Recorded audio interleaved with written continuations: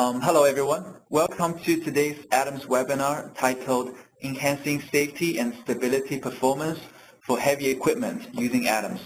My name is Yijun Fan. I'm the Product Marketing Manager for Adams and EZ5.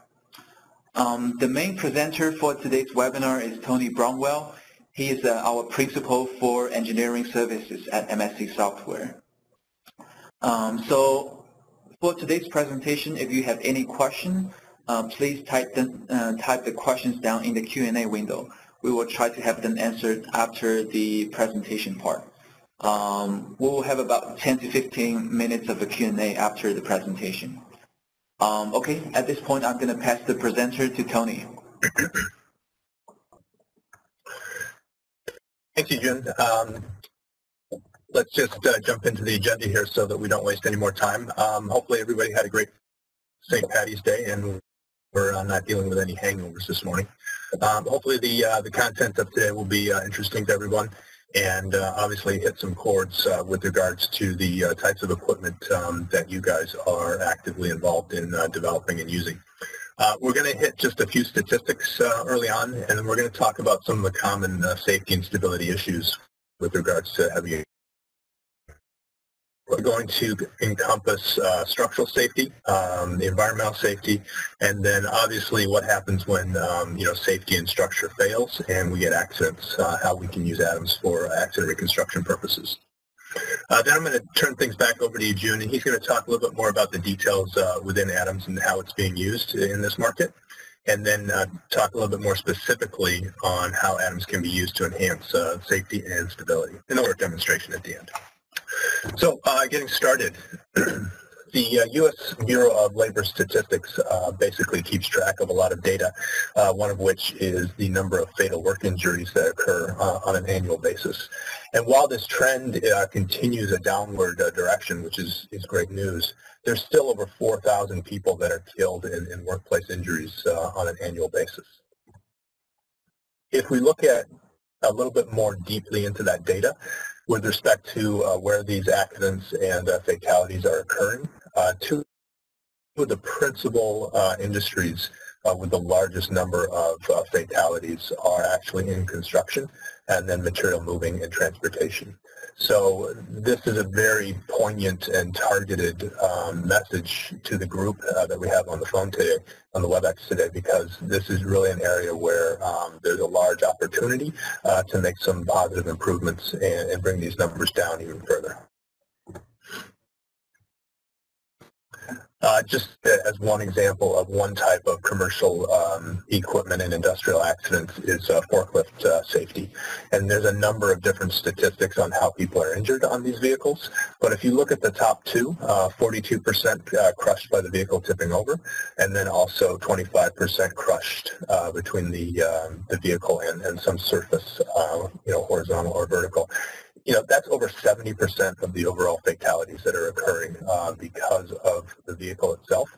And there's some ways in which we can design these vehicles a little bit better, such that we can bring down those numbers and hopefully avoid some of these accidents.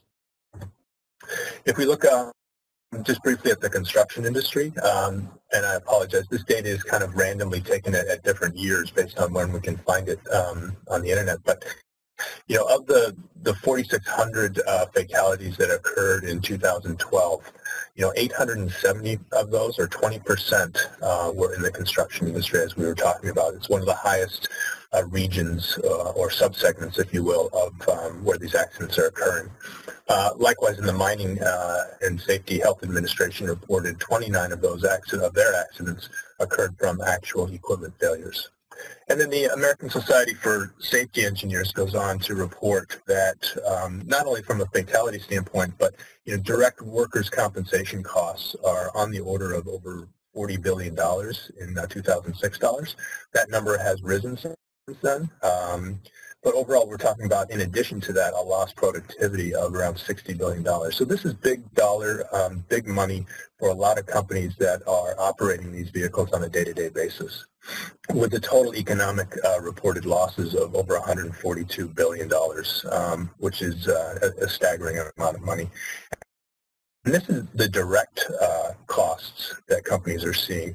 It negates or fails to report the indirect costs, which is regards to having new workers come in, having to train new workers, some lost productivity time and things of that nature. And it's reported that those indirect costs are on the order of up to 20 times what the direct costs are. So we've got some staggering dollar amounts that are being at the potential of being reduced by just making the workplace a little bit safer and these vehicles a little bit more structurally sound and stability sound.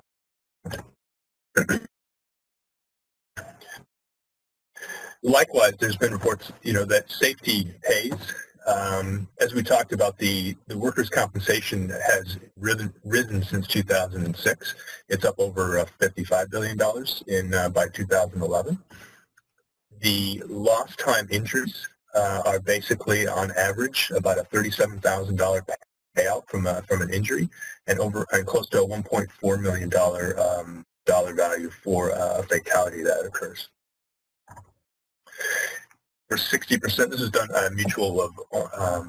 Liberty Mutual insurance claim that was reporting that 60% of CFOs reported that for every dollar invested in injury prevention, 2 or more was returned to the company.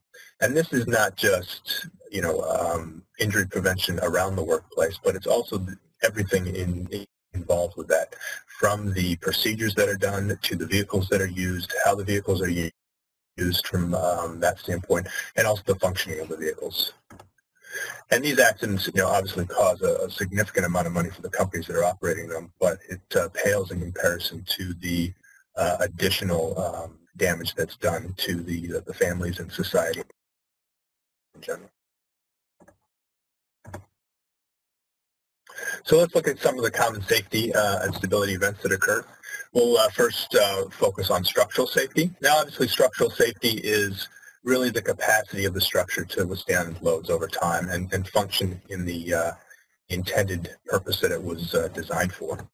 Obviously, you've got your primary loading objectives, which are the primary vertical, in cranes, for example, primary vertical loading types of scenarios. There's side loading that occurs due to the movement of the crane, and that induces some torsional loading, things of that nature.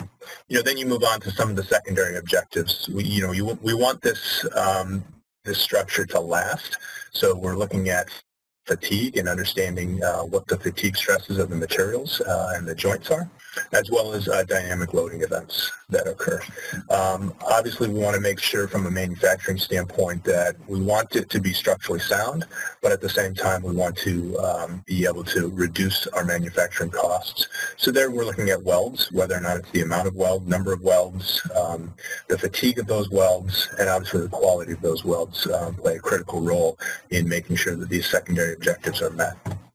And then finally, there's the classification of what I like to call tertiary objectives, which are really the unforeseen types of events that can be occurring.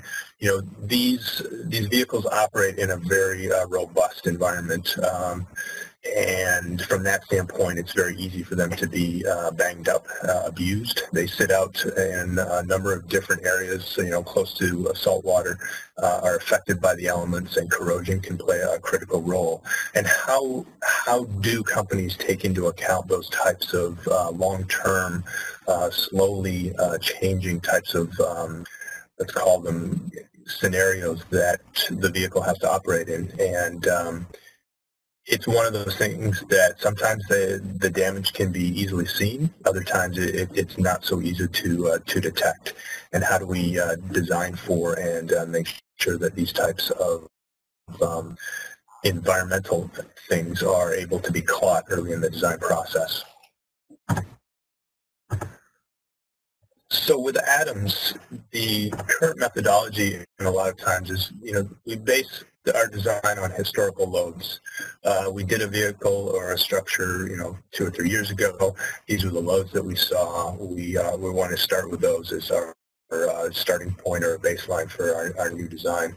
And if you're operating within an established design envelope, that could be okay. But a lot of times, there's a lot of commercial drive and interest in going outside of the envelope, going bigger.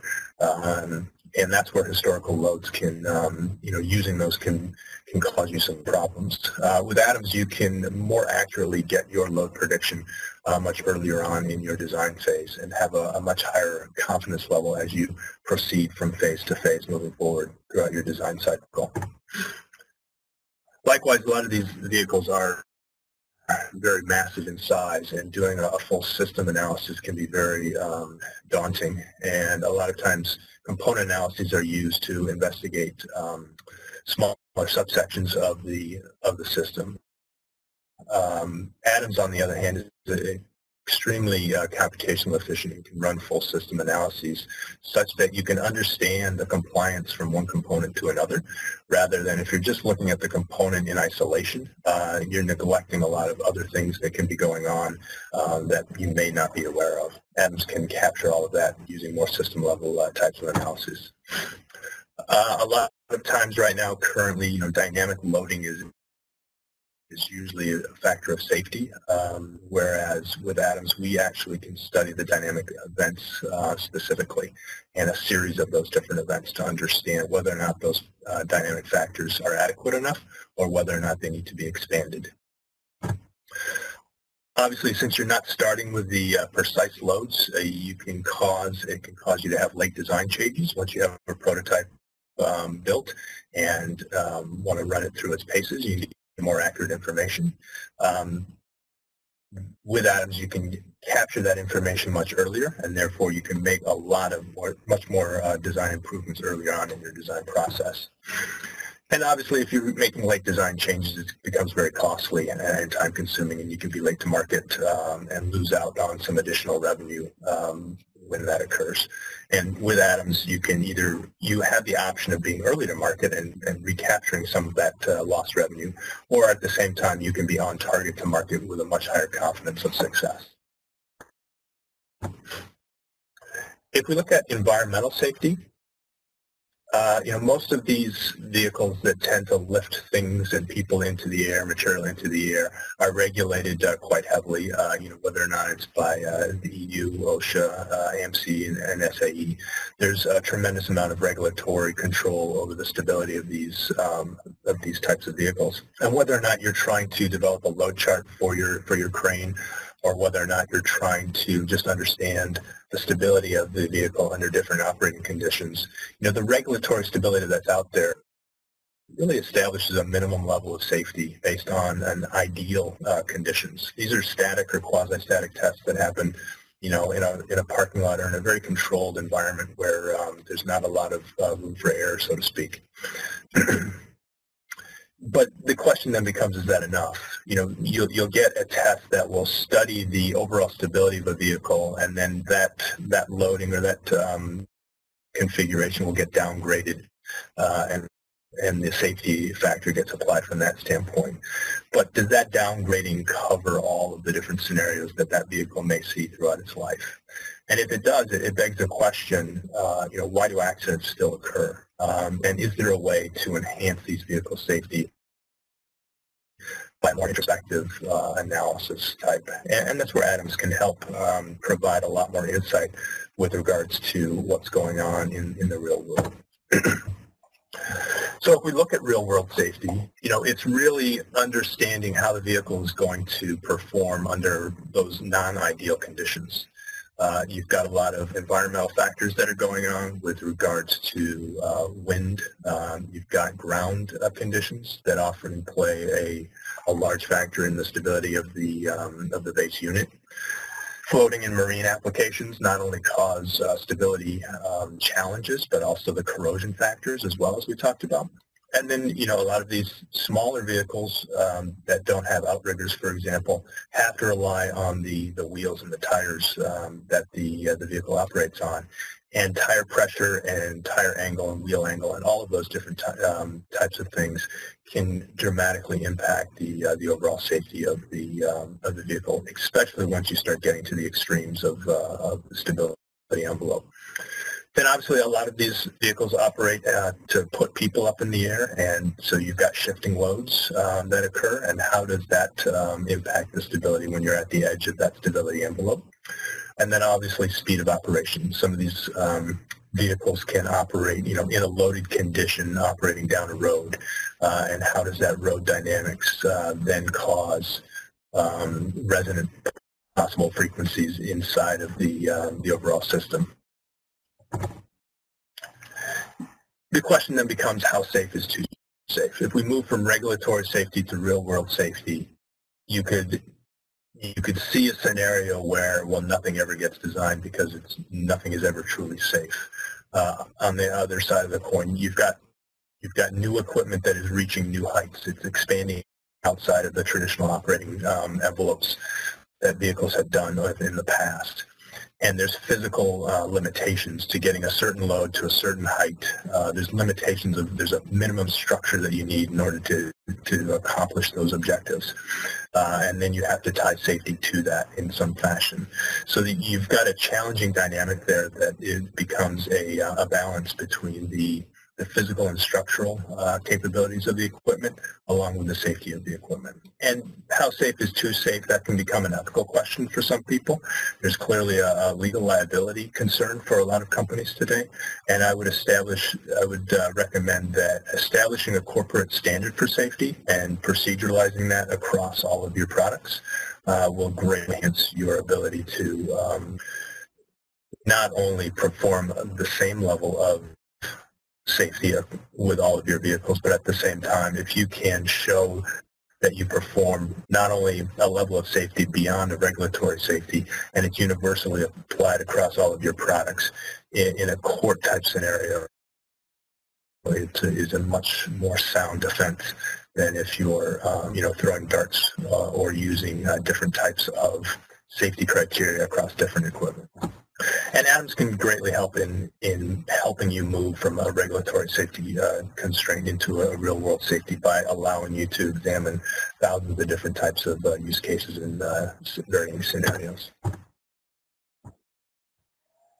So again, if we compare the two, current methodology for load chart and a lot of stability calculations is done, under some either homegrown or there's some commercial codes out there that are predominantly, a lot of those are 2D codes. And again, these operate under those same ideal conditions, whereas Adams is a full 3D solver and can incorporate all sorts of real-world conditions that happen to pop up.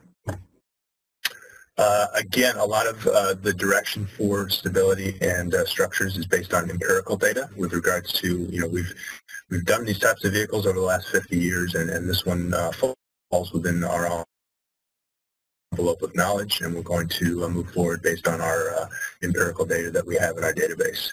This can be fine for, a lot of cookie cutter types of equipment, but as I mentioned earlier, a lot of what's going on in the industry is companies want to reach new heights with higher loads, higher heights.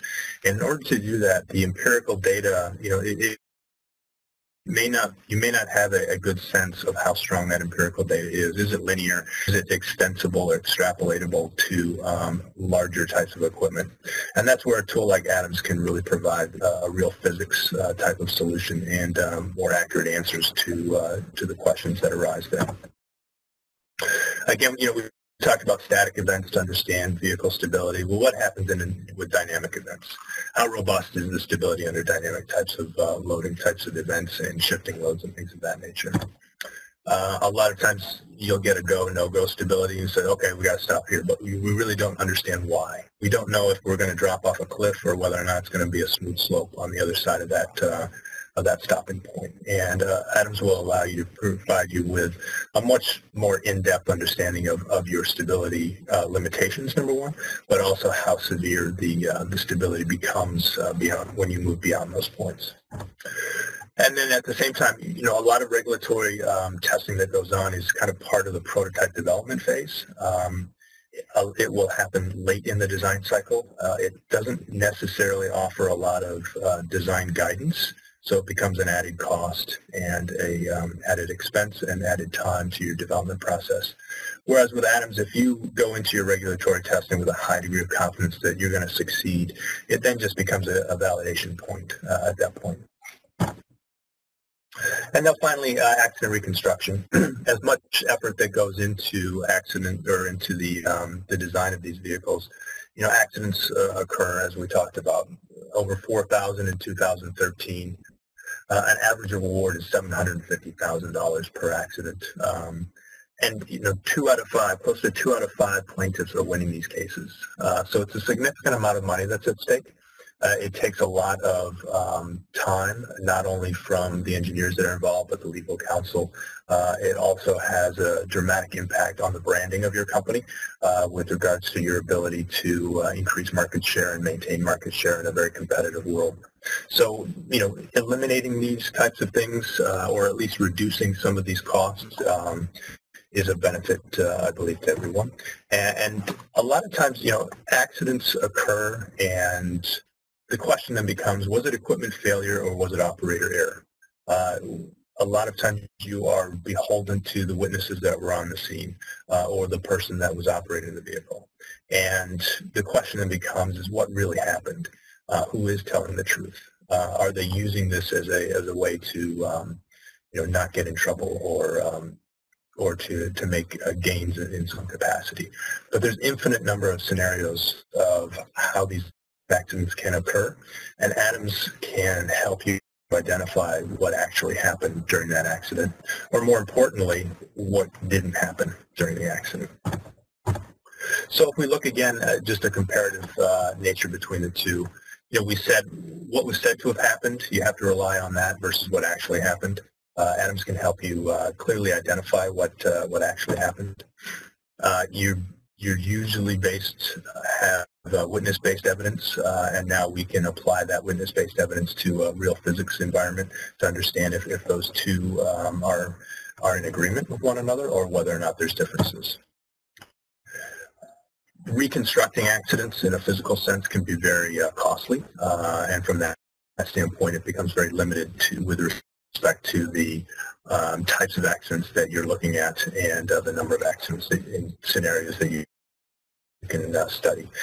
With Adams, there's really no limitations there. You can run through an infinite number of different scenarios and get a clear understanding of what went on during each one of those.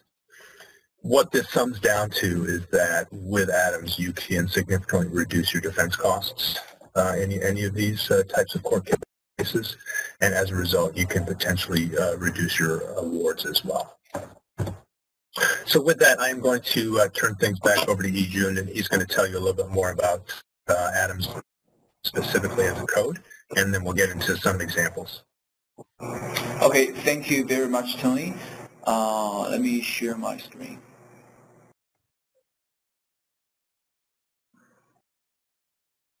Okay, can you see my screen? Yes. Okay, perfect.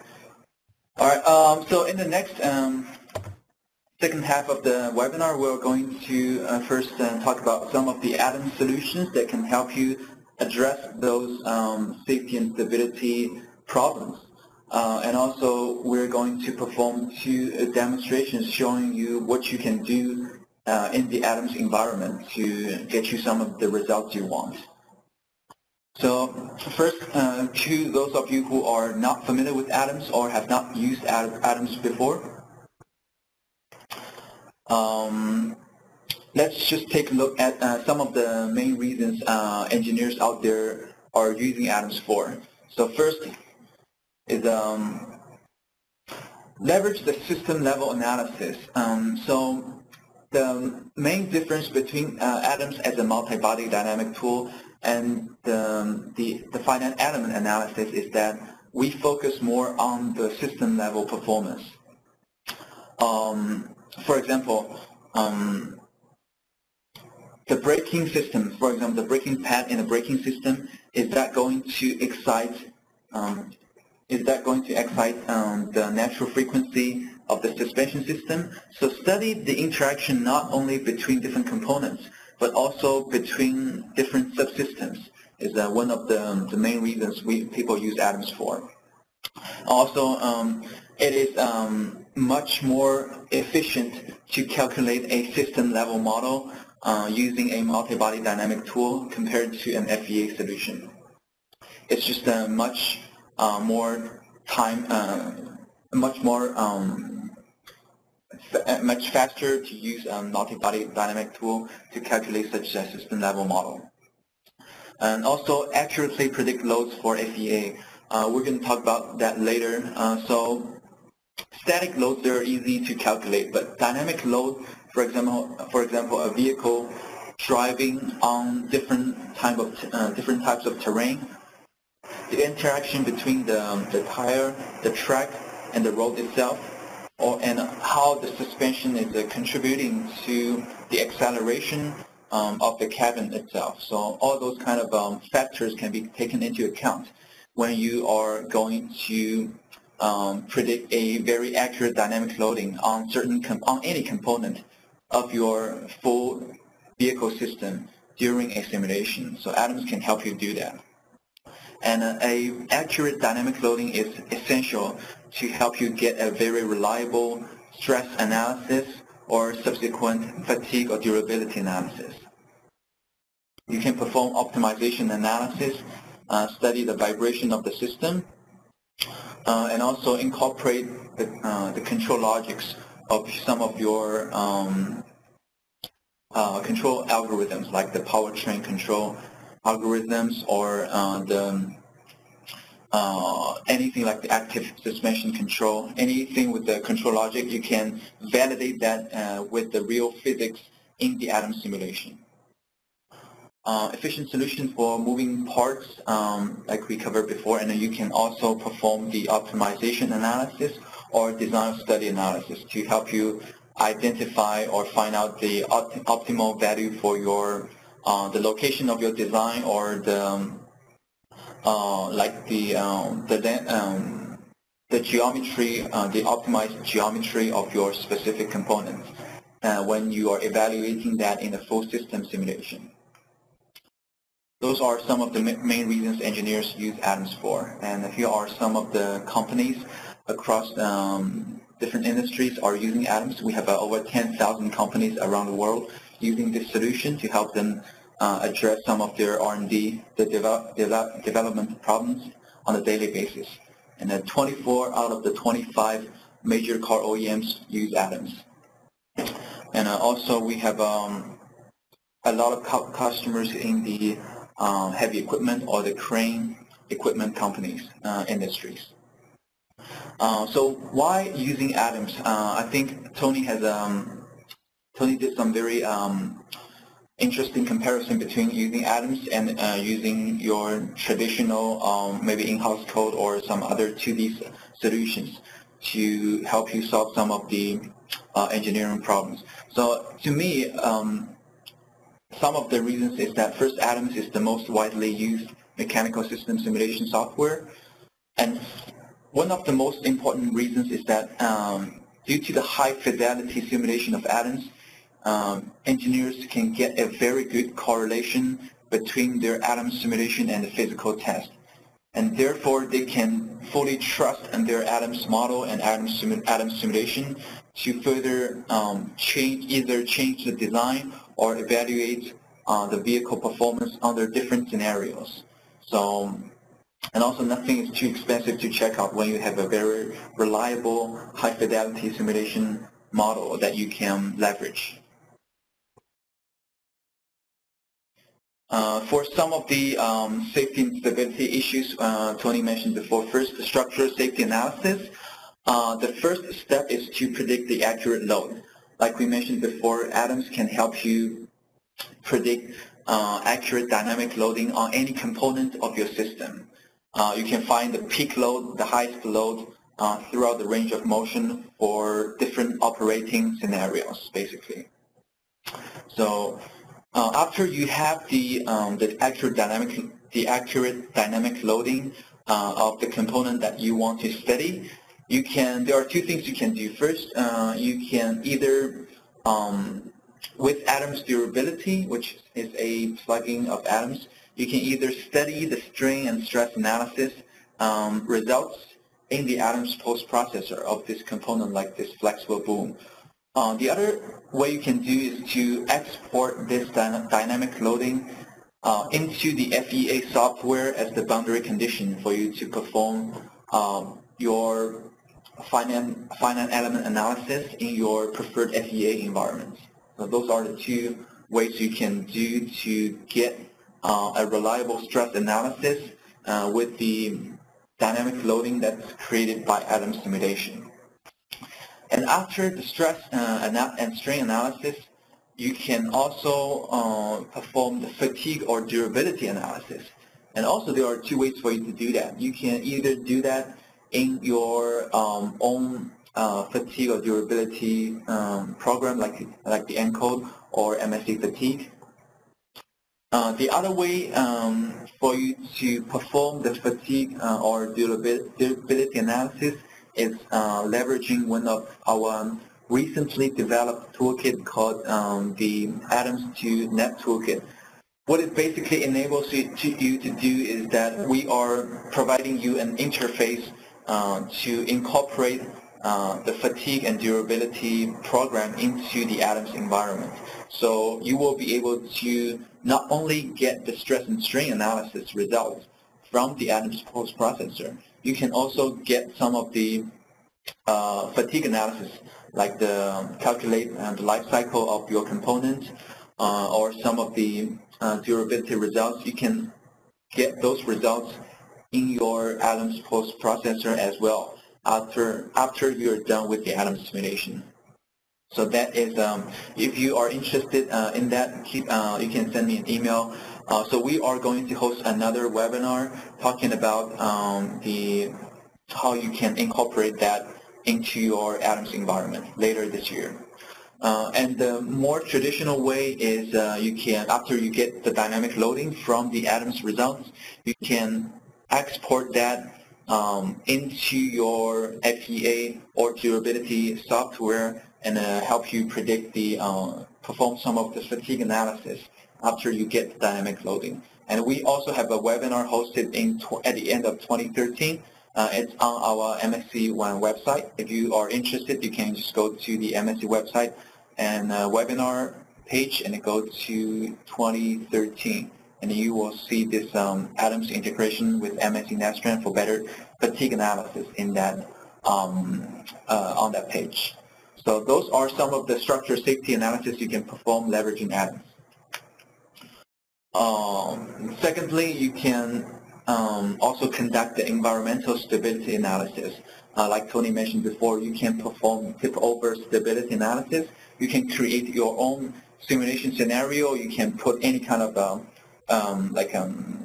obstacle or any kind of debris on the ground. You can create a road type with tilted road and any kind of rough surface that you want to perform in a real physical environment. You can create that in exact same environment in Adams and perform those dynamic analysis and see where at which point the vehicle will actually tip over. Also, it's a very important task for a lot of crane or like telehandler manufacturers is to create a load chart, which is basically for you to predict the maximum load so while the boom is expanding, what is the maximum load at each distance of your boom extension. So you can do that kind of calculation using Adams. We will show you later in the live demo. You can also perform the accident reconstruction using Adams environment. So what you basically can do is to simulate the exact same kind of working condition or operational scenario for your vehicle in case it had an accident. You can create the exact same environment for your and you can perform. You can basically reconstruct that accident using the Adams simulation because you had a working model that you have validated before using Adams and the physical test, and that's why you can rely on that model to help you predict what is the what caused that accident basically? Is there too much load, or is there misoperation with the driver itself? So those are some of the analysis you can perform.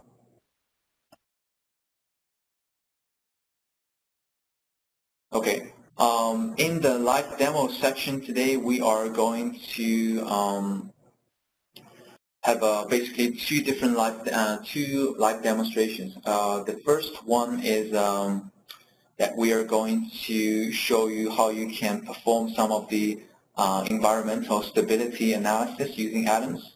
And the second demonstration, we're going to show you basically how you can get the dynamic loading of the vehicle driving on different type of terrain.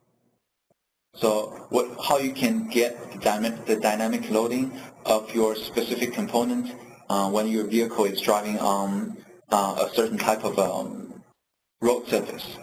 So first model is you can see here is a cherry picker. So what we want to do is to study what is the maximum loading when this boom is extending. So what's the maximum loading at each location or at each extension distance? There are two ways you can do that.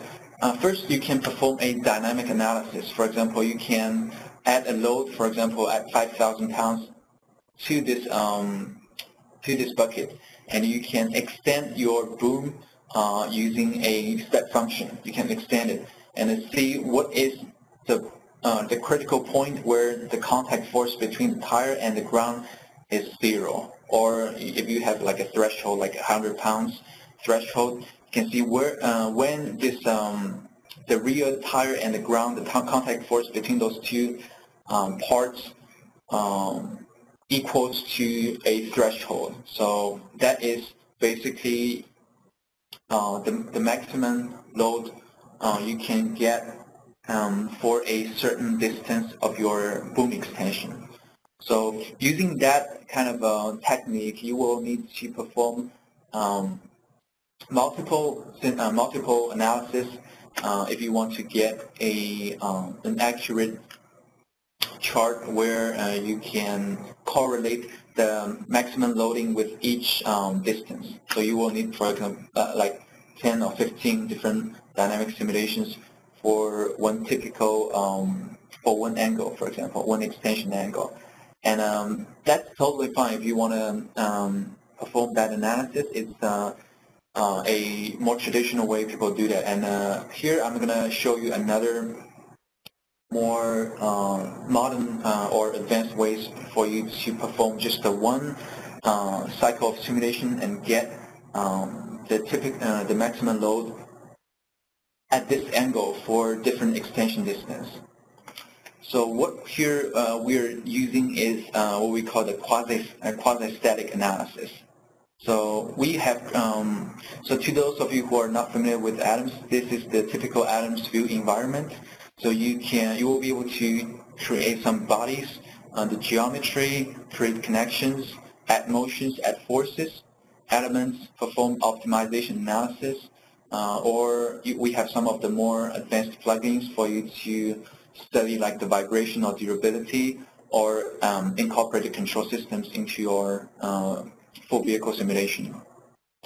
And here we have, first what we did is that we created a state variable. It's called the rear road, which is basically the contact force between the tire and the road surface. So that is the state variable we created called rear road. And after that, we have created a differential equation. And we defined the differential equation, basically the differential of y is equal to the value of that contact force minus 0. You can make it so basically this is the threshold number, the threshold force you want between the tire and the road. You can put it 100 or 1,000, whatever you want. So this is the threshold value for the contact force. There's also a load that we applied on this bucket. You can see here is, So we define basically a load on the bucket, what we call the S force here. And we have applied the differential equation that we have just defined onto the load for this bucket. So what it basically does is that we are extending this boom using a certain function. And while the boom is extending, and at each extending distance, basically what the computer will do, what Atom solver will be calculating is that first it will try to study what is the contact force between the tire and the ground.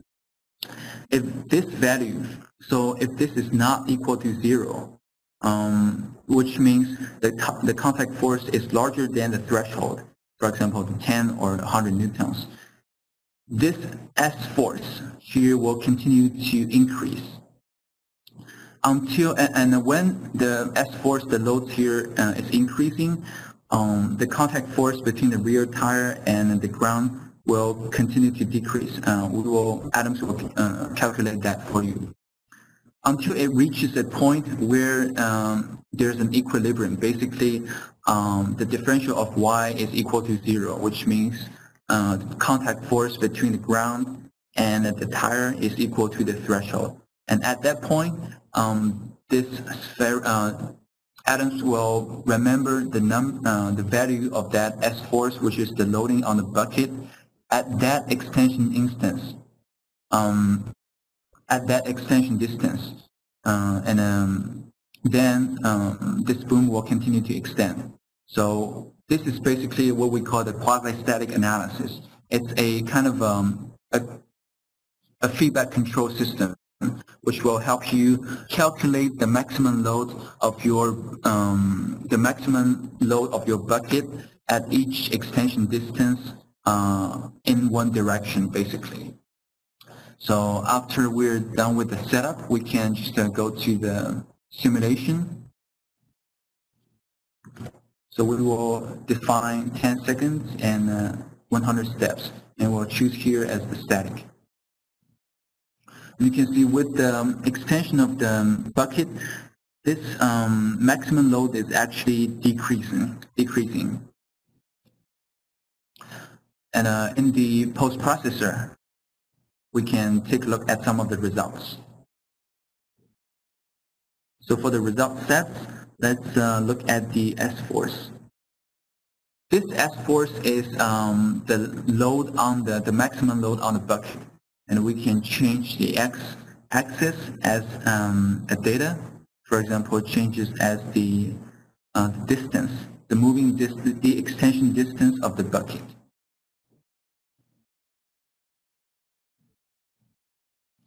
And this is basically what the kind of value you can get, the different critical loading for your bucket at each extension distance. So that's how quickly you can get those results using this quasi-static method.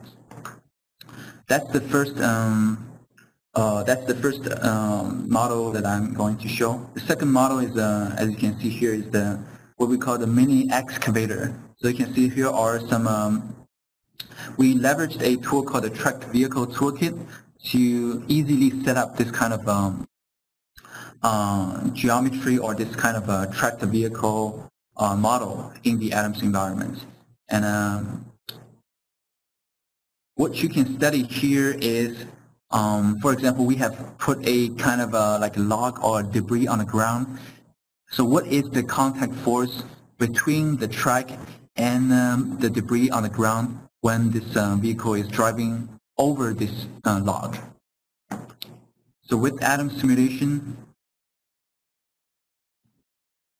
we can accurately calculate the dynamic loading or the dynamic loading on the contact force between those two components, and also the dynamic loading on any of the components on this vehicle. So, and when we want to use this dynamic loading as the boundary condition for the subsequent stress and strain analysis, we can basically use Adams' durability to export this this loading as the loading condition for one duty cycle of your operating scenario, and use this as the boundary condition for your durability analysis. So those are some of the results you can get with the within Adams to help you perform a very highly accurate structure safety analysis with this multi-body dynamic tool.